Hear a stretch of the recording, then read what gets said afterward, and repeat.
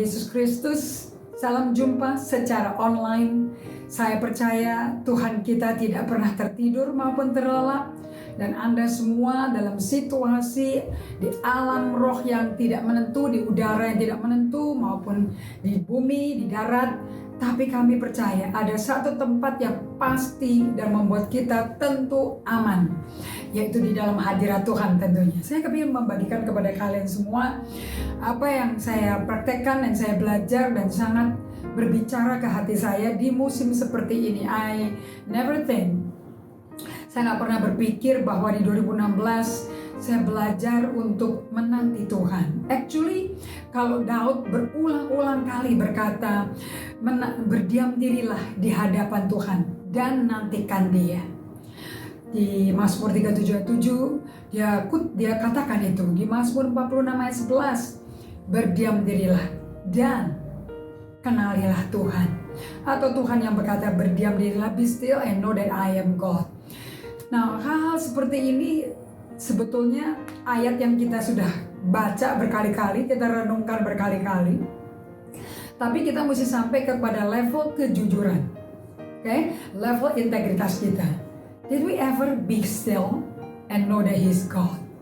Do you know that tantangan paling berat di musim COVID-19 ini yang menjadi global, ini bukan problem satu negara, satu kota loh, ini global, seluruh dunia.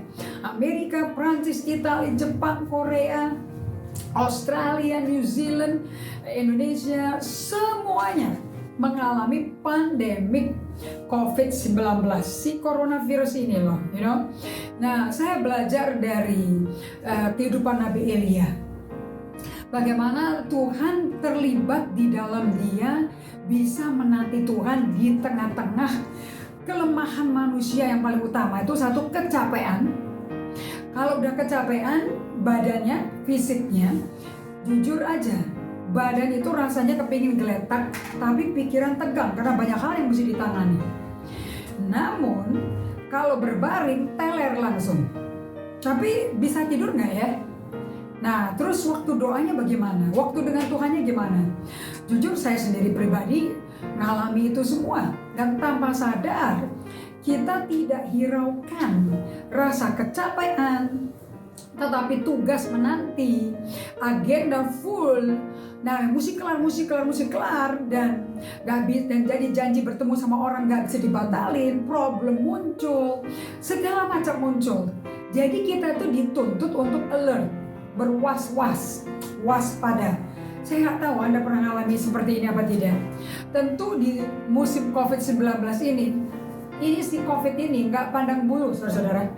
Ini virus yang datang bisa menyerang orang terdidik, nggak terdidik, kaya miskin, suku bangsa, bahasa apapun, kita is in the same boat. Kita ada di kapal yang sama, datangnya bisa perahu-perahu yang berbeda, tapi masuknya ke satu kapal. Sekarang pertanyaannya pada saya adalah, nakodanya mau Yesus atau yang lain? Mau diri Anda sendiri yang panik, yang parno istilahnya, yang stres, dan seringkali kita nggak sadar kalau kita tuh stres. Anda baru tahu kalau kita tuh stres dengan saya telah dilayani dan saya belajar dari buku-buku di mana saya sejak 2016 di tengah-tengah krisis dan di tengah-tengah masalah paling berat yang shocking sekali yang saya belum pernah mimpi akan alami. Di situ saya bertemu dan diajak Tuhan untuk membuka buku yang tersedia semua di toko buku kita, dan saya sudah jelaskan semuanya, dari Emotionally Healthy Spirituality. Buku ini mengajarkan, do you know that you are emotionally unhealthy? Nah, untuk tahu bahwa Anda emosinya nggak sehat itu, di tengah dan Anda sedang stres, kalau ngomong itu nadanya marah-marah, nadanya tinggi. Saya punya kompadre yang suka menjadi dirijen. Tangan kanannya suka neken-neken begini, suruh turn down the volume. Dan kalau kita sampai nggak sadar, volume kita soprano terus, oke? Okay? Dan terus bisa digini-gini, you know, dimanapun saja, kapan saja. Ada yang suka kasih aba-aba, Ternyata ini buku menjelaskan bagaimana kalau dikasih tanda turun kunci nadanya, turun. Oke, sopranonya diganti jadi alto atau bariton aja ya.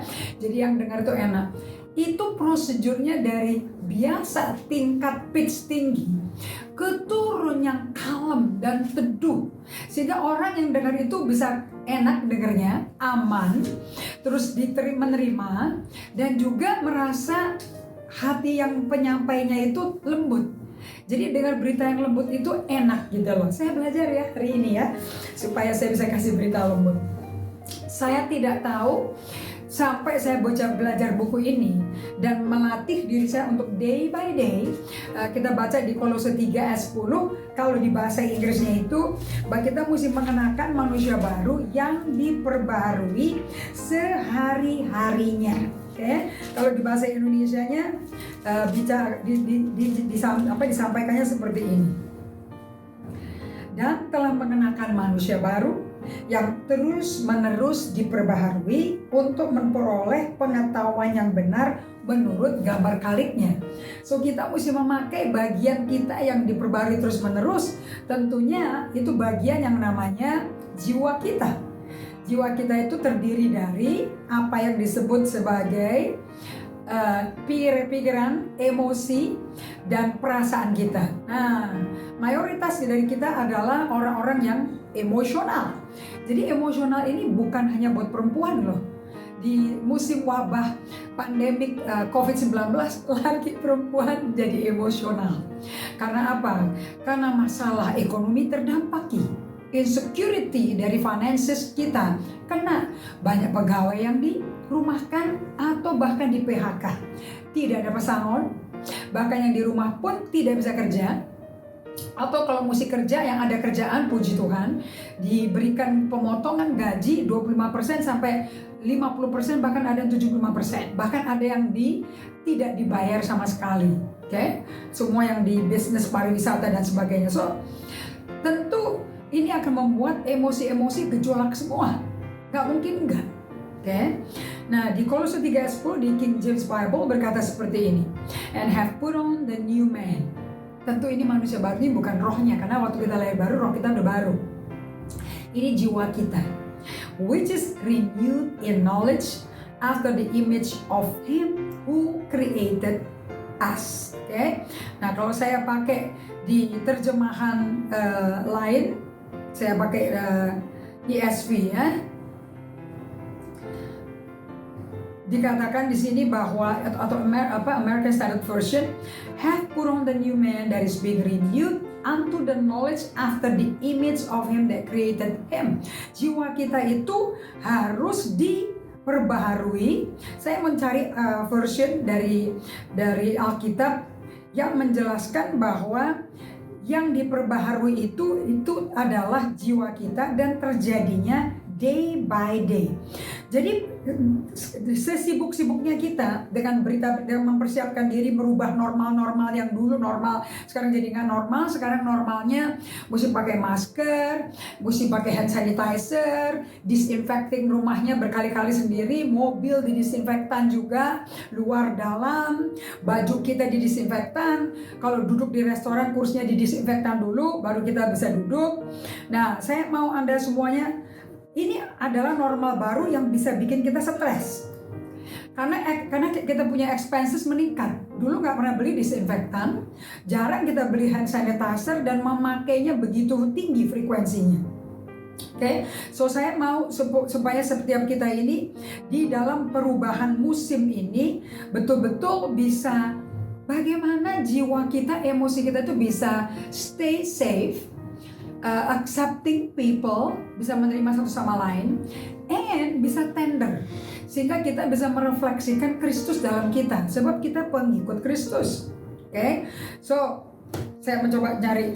Untuk ini saya belajar dari Elia. Di episode minggu lalu atau beberapa minggu yang lalu, saya terkagum-kagum sendiri, dan ini saya tulis di jurnal saya, di mana saya berkata bahwa tidak saja Tuhan mau kita jadi pemburu Tuhan, tapi Tuhan pun pemburu manusia. Kalau saya nggak tahu kalau Anda ingat apa enggak. So, saya mau ajarkan pada Anda bahwa di tengah stres seperti ini, yang kelihatan dari cara komunikasi kita berbeda, Tuhan akan memburu kita. Oke, di Elia di Gunung Horeb. Di sini Elia di 1 Raja-Raja 9 ayat 1 sampai 19 yang saya ada sharing sebelumnya. Dia setelah melakukan performance dahsyat ini secara manusiawi, di mana dia satu orang, satu-satunya nabi Allah menghadapi 450 nabi Baal. Nabinya Ratu Isabel, si ratu dari yang adalah istri Raja Israel Ahab. Yang betul-betul ini laki, sorry to say ya, pasif dan disfungsional. Saya pakai bahasa sopan aja.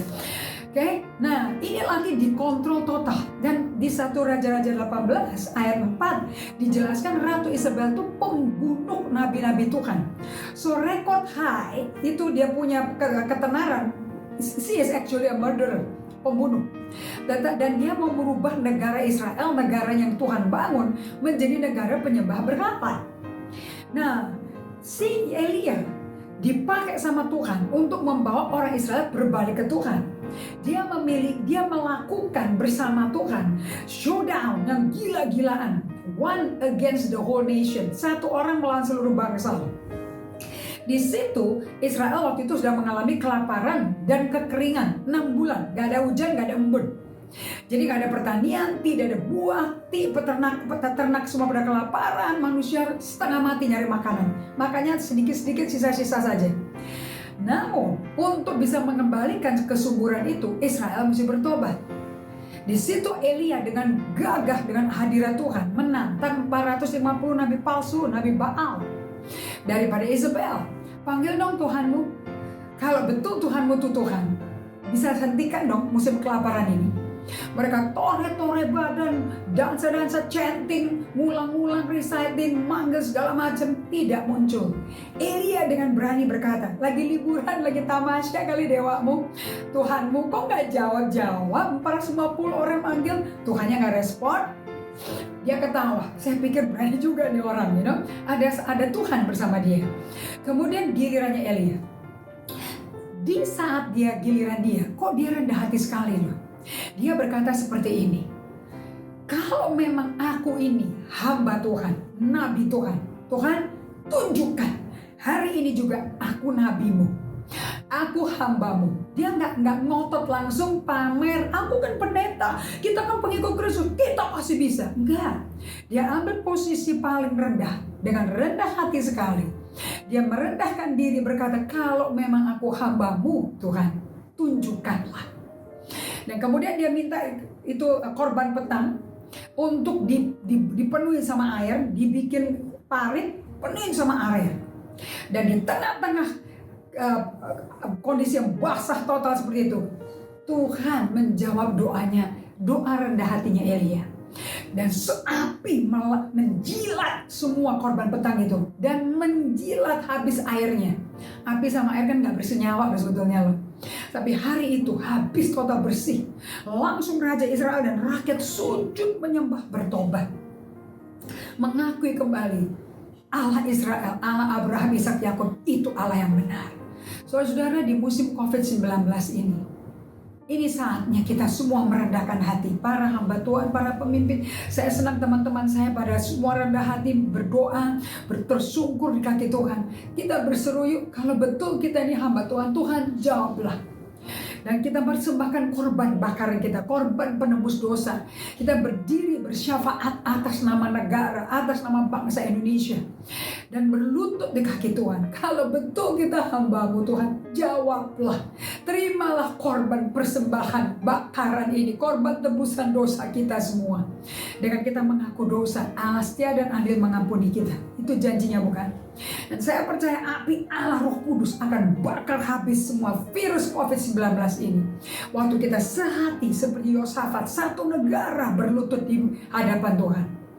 Nah, saya mau tutup episode ini dengan berkata, ini saatnya saya mengundang Anda untuk berdiam, pergi ke tempat sunyi, nantikan Tuhan, dan belajar mengenal apa itu artinya menanti Tuhan.